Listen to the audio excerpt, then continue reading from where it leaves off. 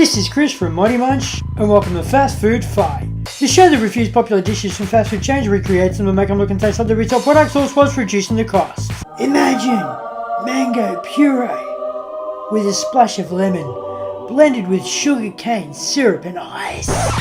Well, I can't imagine that mango is pure if it's a recipe. For $7 I would have assumed it would have looked a tad more like the picture. I know the restrictions for social distancing and seasonal fruit harvest, but still, ice, it's friggin' winter. I know, they're not magic. If you find time to watch this, you may as well subscribe. You dribble, dibble, ding dong thingy. Put some ice into a blender.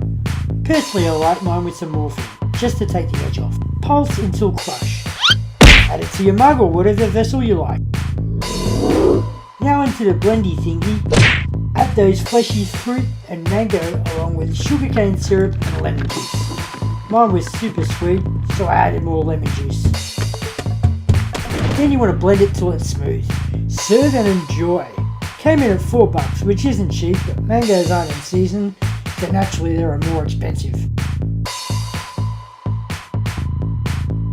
This has been Chris from ModeMunch, and I'll see you next Tuesday.